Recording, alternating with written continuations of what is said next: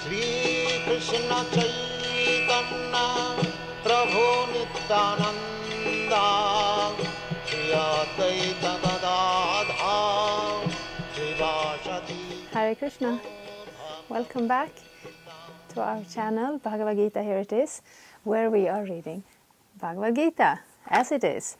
Translation and commentary by His Divine Grace A.C. Bhaktivedanta Swami Prabhupada. My name is Labangala Tika, and we have come to the text number 47, and I will read the Sanskrit also.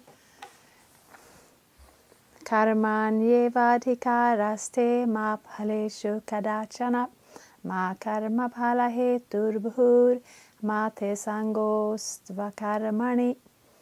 You have a right to perform your prescribed duty, but you are not entitled to the fruits of action. Never consider yourself the cause of the results of your activities, and never be attached to not doing your duty. Yes, so Arjuna and Krishna are standing on a battlefield, and Arjuna has taken the position as a disciple. So he wants to know what to do and what not to do, and why. And Krishna, as his spiritual master, as his guru, is ready to step in and give him that knowledge. So that is a relationship. The Krishna will not, as we see in our lives, Krishna will not step in and just tell us what to do. We have a very much free will in that regard. But when we are interested to actually find out the real truth, that everything we see around us is based on that truth. If you peel away the layers of surface and illusion and so on, we come to that truth, but we can't really do it alone. We need the help of a spiritual master, or to speak of Krishna himself. Purport. There are three considerations here: prescribed duties, capricious work, and inaction. Prescribed duties are activities enjoined in terms of one's acquired modes of material nature. Capricious work means actions without the sanction of authority, and inaction means not performing one's prescribed duties. The Lord advised that Arjuna not be inactive, but that he performs his prescribed duty without being attached to the result. One who is attached to the result of his work is also the cause of the action, thus he is the enjoyer or sufferer of the results of such actions. So in the third chapter we will hear more about action and reaction, karma. But the second chapter we will hear a little bit about everything. And these things are not generally known. The understanding of fruitive work, even to say that, fruitive work, what does it even mean? It means that when we do an action, when we embark on a project, or when we take a job or whatever, we want to gain something from it. If we plant a tree, we want to be able to pick the fruits from the tree. If we go to work, we want to be able to get paid for it. If we start to cook some food, we want to eat it. And that is the attitude of this material universe. And then somebody might come to a little bit more of a spiritual understanding and thinking this action and reaction, karma, the fruits of karma, they bind us in this world, we want to give them up. But how do we give up karma? It's a little more subtle. We cannot just sit down and do nothing. It is actually physically impossible. We will always, forever, we will be breathing, our heart will be beating. We will be required to put food in one end and take care of the waste products in the other end. Inaction is, for all intents and purposes, in this world, inaction is impossible. But it is quite possible to find that balance where work does not bind us in a continuous chain of action and reaction that will continue karmically, practically speaking, forever. And that is the information Krishna is giving. Your prescribed duty, what does that mean? It doesn't only mean, of course it means that too. If you have a family, you have to supply what they need. If you live in a country, you have to pay the taxes. If you are the head of a country, you will have to take care that it's running properly. Those are your duties. But what happens if you change your duties? In this society, not very much. In a Vedic society, it means that you step out of the safe path of the Vedic injunctions. That path is safe because with our actions and reactions we more or less know what the result will be. In this society we have no idea. We may know that if we go to work we get paid, but if we go to work in a place where we are performing very terrible things, there might be very terrible karma awaiting us at the end. If we are working in a slaughterhouse and we think it's our duty to killing animals on a conveyor belt, well, we are in for a surprise. That is nobody's duty, actually. It's a terrible thing in this life, and it will give terrible reactions in the future as well. But if we think that there is no structure, no knowledge of what is right and wrong, then that's also kind of an illusion. So therefore, in a Vedic society, the structure is such that the Vedic scriptures, there are different injunctions, there is different knowledge, there is different niches in the overall structure. So we're not all doing the same thing. But what we do fits within the umbrella of Vedic instruction. And Arjuna is familiar with that, as is everybody at the time when Krishna is speaking Bhagavad-gita. We may not be so familiar. So therefore we have to read the Bhagavad-gita a little more carefully. So if we think that we can do whatever we want as long as it's fun, we can do that for a while, but karma will catch up with us. One interesting and easy example is drug use. Often when somebody comes in contact with some drug, their first experience is of some new and unusual enjoyment, and therefore they want to come back and try to have that enjoyment again. But after a while it catches up with them. It catches up with them in other aspects of their lives, and they cannot simply just pay some money and put some substance in their system and experience the same thing, because there will be other reactions. And gradually what we see when somebody is living the life of an addict is often this to add the drug to the system only puts you on the level of normal. And if you don't have the drug in your system, you actually suffer quite a lot.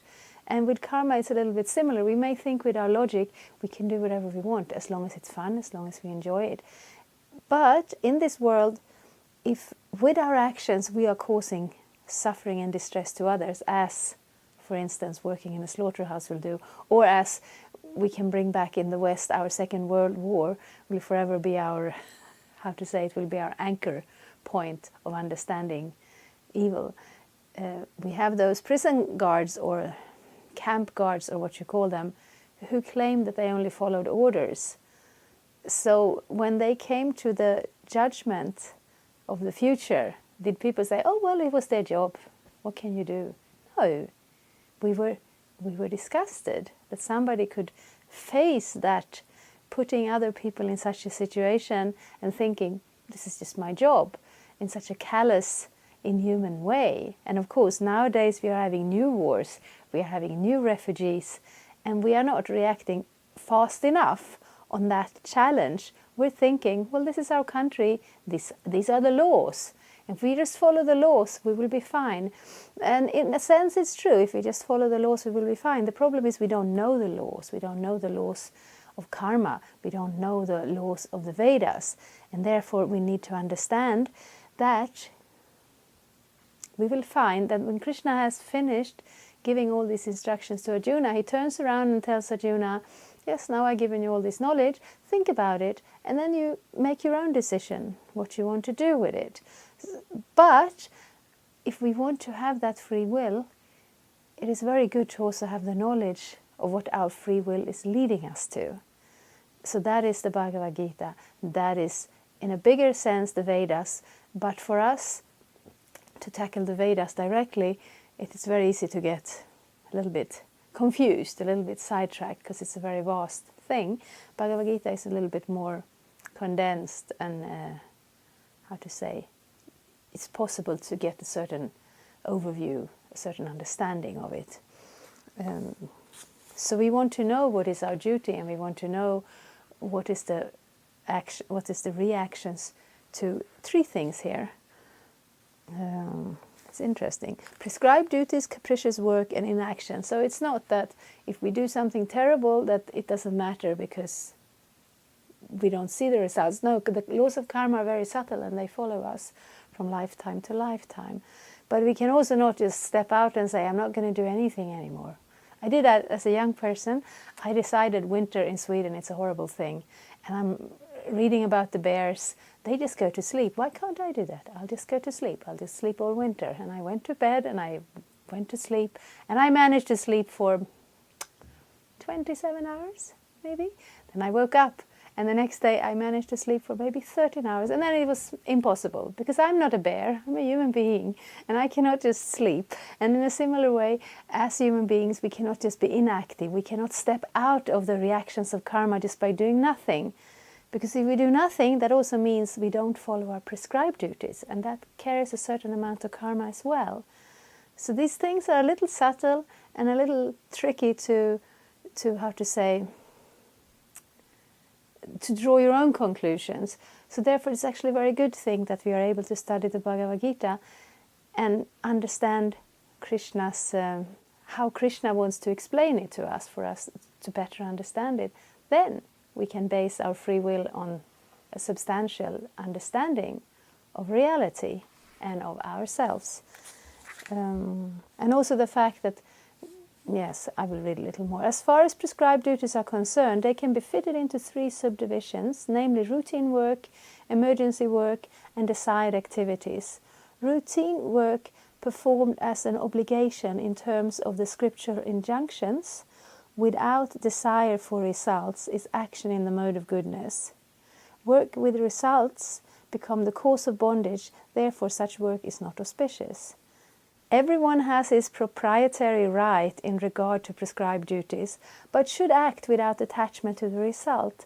Such disinterested obligatory duties doubtlessly lead one to the path of liberation. And this is very interesting, because duty, it is actually not a word we hear a lot about, because it sounds like something from the old times, something very heavy and not a joyous thing. But to be able to be situated in the mode of goodness, it actually enables us to have a very peaceful and joyous life. If we know what is our duty, if we are not terribly attached to the result, we're doing it because it's the right thing to do. It gives us a certain freedom on the mental platform, on the emotional platform, that we may not have experienced before, that may come as a surprise, but that is actually available. The mode of goodness is a very good platform to live in this world. But it's often not something that comes automatically. It's something we have to learn about it, and we have to be a little bit decisive of putting ourselves on that path. Arjuna was therefore advised by the Lord to fight as a matter of duty without attachment to the result. His non-participation in the battle is another side of attachment. Such attachment never leads one to the path of salvation.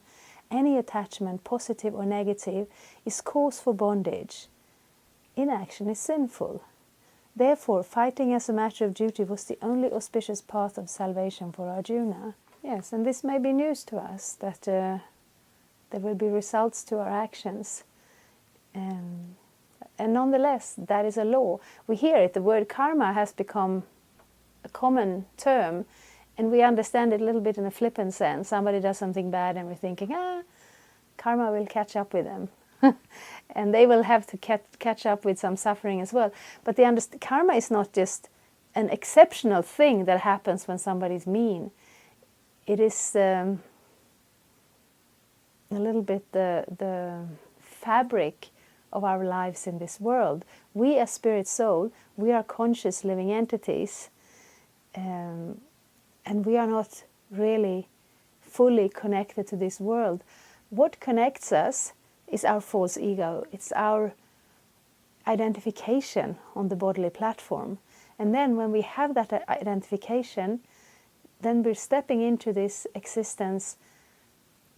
But what kind of keeps it going is karma and time, of course. Super soul in the form of time sets things into motion.